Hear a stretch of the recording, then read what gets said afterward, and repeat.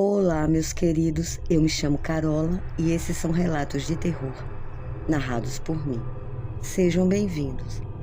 Na Semana Santa se comemora os mistérios da salvação, a partir da recordação da última semana de vida de Jesus e sua ressurreição. Mas nesta data ocorre um grande e estranho mistério, onde muitas pessoas dizem ter encontros com seres sobrenaturais. E esses são dois relatos bem intrigantes passados na Semana Santa. A visagem das correntes e, no segundo relato, a assombração seguiu a prima de minha mãe montado em suas costas. A madrinha de minha mãe é uma senhorinha de 80 anos, vaidosa e dissimulada, pois na frente de minha mãe ela finge gostar de mim e de meu irmão. Mas basta a minha mãe dar as costas e ela começa a nos contar histórias de terror para nos aterrorizar. E ficamos os dois encolhidos no sofá, morrendo de medo. Mas quando ela conta essas histórias, muda sua voz e usa um tom de dar temor. E eu e meu irmãozinho ficamos mortos de medo.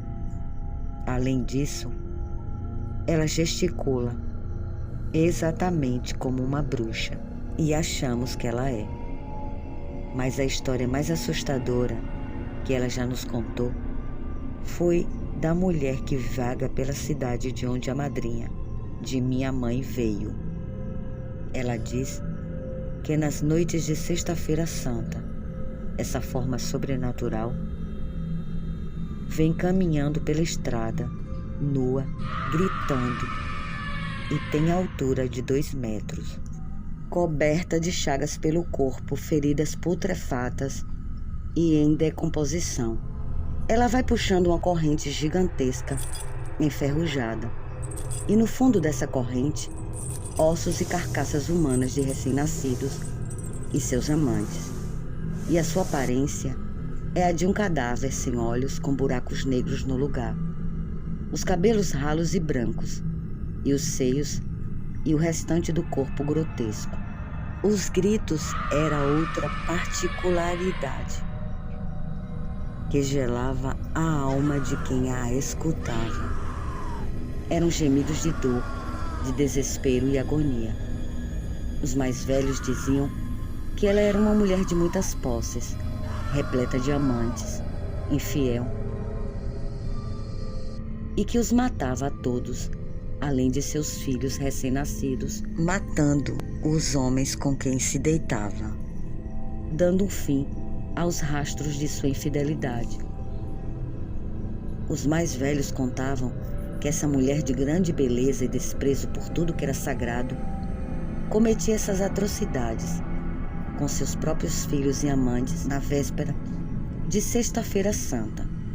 Esses rituais seriam uma afronta a tudo aquilo que era santo e sagrado para Deus.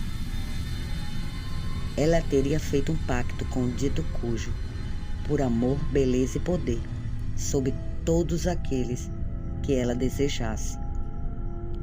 Mas em sua morte, esse era o seu castigo e a sua punição. Bem de longe se podia ouvir o som de chicotes açoitando sua pele em decomposição, e os restos de carne podre se soltavam dos ossos e ficavam pelo chão. Esse som era desferido nela por alguma força sobrenatural, pois não se via quem as infligia. Essa visagem só aparecia nas noites de Sexta-feira Santa, depois da meia-noite,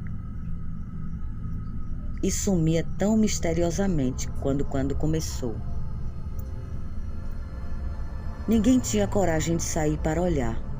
O que se sabia era que os velhos do município em questão, em suas juventudes, curiosos com os gritos da mulher sobrenatural, saíram de suas casas para olhar e se surpreenderam ao ver aquela visagem.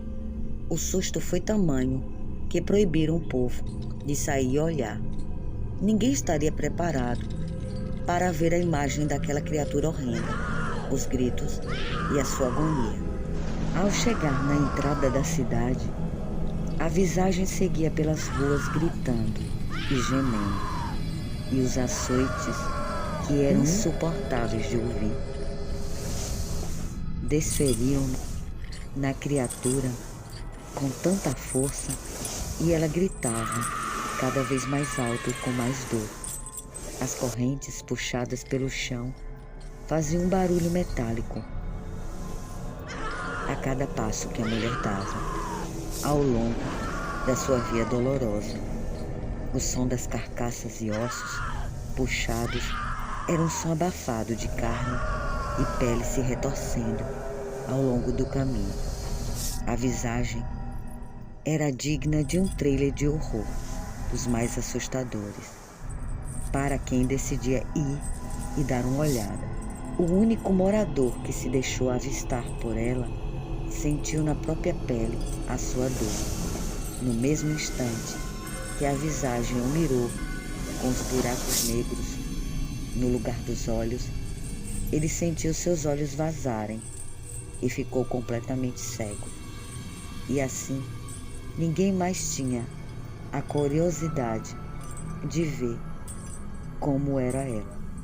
E o medo do povo era tanto que os moradores da cidade não saíam à noite, se abrigavam na igreja, onde todos se reuniam até a meia-noite, quando de repente desaparecia. Segundo relato, a assombração seguiu a prima da minha mãe, montada em suas costas. A prima da minha mãe é uma moça de cidade grande, viajada, intelectual e pensa com razão. Na sua cabeceira, livros comunistas. Nada a tirava mais do sério que a fé e a adoração dos cristãos. Ela toda era a forma da incredulidade e ceticismo. Ela só acreditava no agora, nas pessoas e no poder, que não vinha da religião. E veio visitar os meus tios, que eram seus avós. Chegando na nossa cidade, ela achou tudo muito diferente, tudo muito mudado. Tinha estado na cidade há mais de 15 anos. Por aqui, respeitamos desde a Quaresma até o fim da Semana Santa. E vamos à igreja, fazemos as orações e acolhemos os amigos.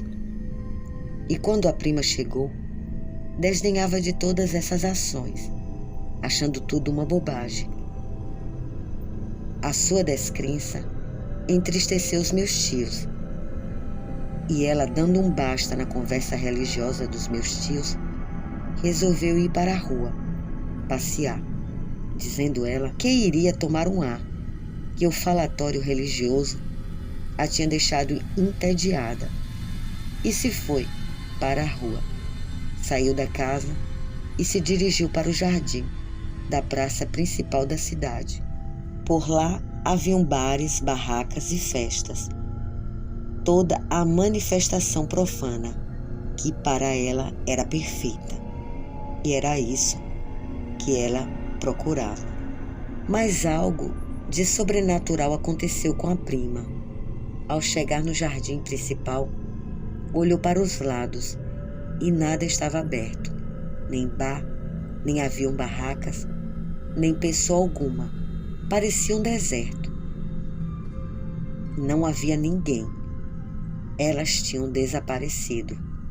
As casas e o comércio fechado. Só as luzes da rua e do jardim. E quando a prima olhou na direção do chafariz, sentado na murada estava um homem, de chapéu, olhando para ela. De onde ele estava, falava as seguintes frases: então, você não acredita em Jesus. Fé de nada serve. E para onde vou te levar? Você não terá escapatória. Vamos nos divertir muito. E ele blasfemava e dizia palavras horríveis para ela. Então a prima acelerou o passo para voltar para a casa dos meus tios. Mas o homem a seguia, sem pressa, dando passos com seus sapatos reluzentes e tirando o chapéu para reverenciá-la. E continuava dizendo: para onde você vai comigo tem chamas ardentes e diversão à vontade. Lá o escuro é eterno e é tudo permitido. E a prima tentava lembrar de alguma oração, mas não conhecia nenhuma. Ela começava a correr, e o homem, que não era desse mundo, ora atravessava sua frente, ora seguia em suas costas. O que deixou a prima mais assustada foi ao passar pela frente de uma vidraçaria e, ao se olhar no vidro da porta, o homem estava montado em seu pescoço, com as pernas abertas e gargalhando. Ela, já apavorada, começou a correr e, chegando nos portões da casa dos meus tios, chamou por eles. E minha tia, que era uma mulher de muita fé, saiu às pressas e notou que alguma coisa de sobrenatural acontecia. E orou, e finalmente o cramulhão desapareceu e a deixou em paz. A prima foi para dentro de casa aos gritos e nos acordou a todos. E rezamos, pedindo perdão e proteção. A prima agora é temente a Deus e não desdenha mais da fé e respeita a Semana Santa.